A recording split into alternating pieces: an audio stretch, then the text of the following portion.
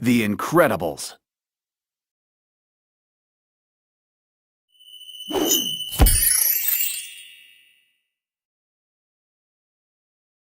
Mr. Incredible was a super, a hero with special powers. His greatest fan was a boy named Buddy. Buddy wanted to be a super too. He invented rocket boots that allowed him to fly. He even asked Mr. Incredible if he could be his sidekick. But Mr. Incredible told Buddy that fancy boots didn't make someone a super. Supers were born, not made. Mr. Incredible married a super named Elastigirl. She could stretch into any shape. One day, Mr. Incredible saved someone who did not want to be saved. Mr. Incredible was sued. Soon, lots of people were suing supers. The government told the supers not to use their powers anymore. They had to go into hiding and live like normal people in the Super Relocation Program. Mr. Incredible and Elastigirl became Bob and Helen Parr. They lived in the suburbs and had 3 kids, Violet, Dash, and Jack-Jack. They tried their best to be normal, but it was difficult. Violet could generate force fields and turn invisible. Dash had super speed. Only little Jack-Jack didn't seem to have any powers. Bob missed saving people. So did his friend Lucius. He had once been a super named Frozone. One night, Bob and Lucius saved some people from a fire. The next day, a woman named Mirage contacted Bob. She knew he was a super and offered him a secret mission. Bob knew this was his chance to make a difference. He told Helen he had a business trip and then got on a plane with Mirage. The two flew to a secret island. Mirage told Bob that the government had lost control of a robot called the Omnidroid. Every moment you spend fighting it only increases its knowledge of how to beat you, Mirage said. Mr. Incredible used all of his strength against the Omnidroid. At last, he tricked it into defeating itself. When Mr. Incredible went home, he felt like a new man. He even had his friend Edna Mode design a new supersuit for him. Soon, Mirage contacted Mr. Incredible again. She had another mission for him. But when Mr. Incredible arrived, he learned that Mirage was not all she seemed. Her boss was Buddy, the boy who had wanted to be Mr. Incredible's sidekick. He was all grown up and went by the name Syndrome.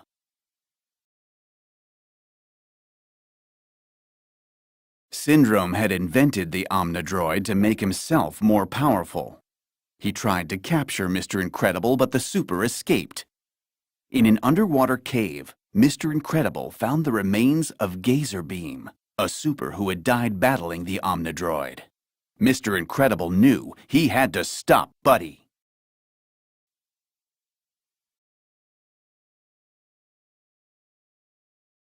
Back at home, Helen began to suspect that Bob was up to something.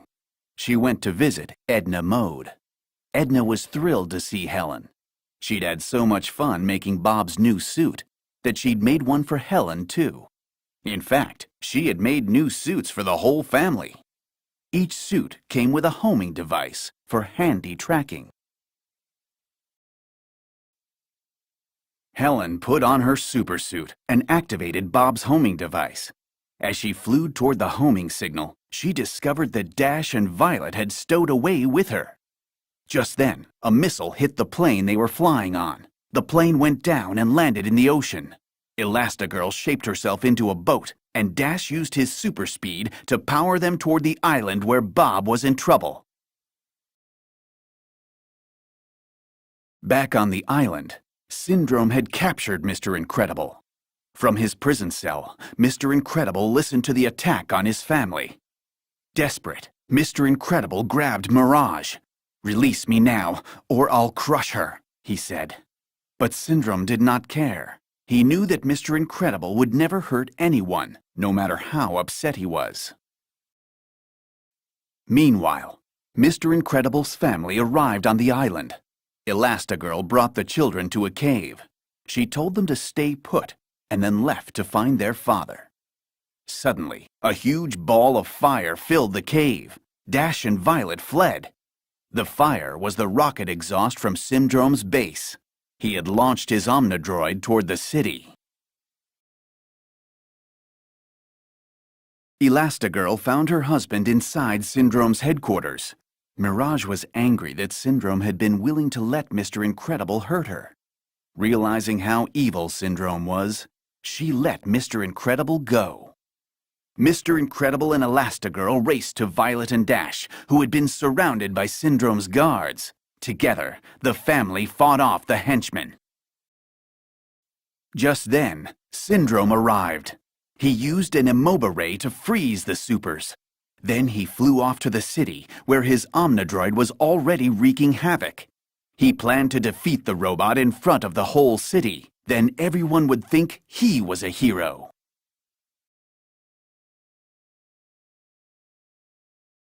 Violet used a force field to break the Imoba-Ray's hold on her. She freed the rest of her family, and they flew to the city.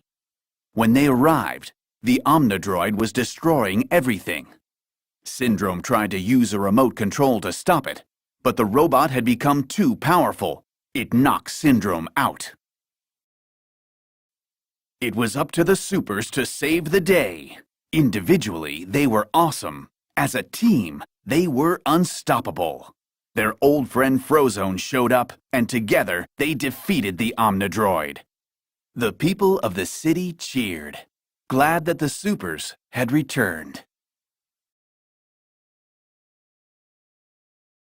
When the Incredibles got home, Syndrome was flying above their house with Jack-Jack. Suddenly, the baby turned into a little monster. The villain dropped him. As he fell, Jack-Jack pulled off part of Syndrome's rocket boot. The villain plummeted to the ground, gone forever. Mr. Incredible threw Elastigirl into the air. She caught Jack-Jack and brought him safely back to the ground. With the danger in the city over, the Incredibles returned to their undercover life. But fitting in was just a little easier now. Violet was more confident, and Dash was able to use his super speed on the track team. Life was back to normal for the Incredibles. But they were always ready to use their powers to keep the world safe as a family.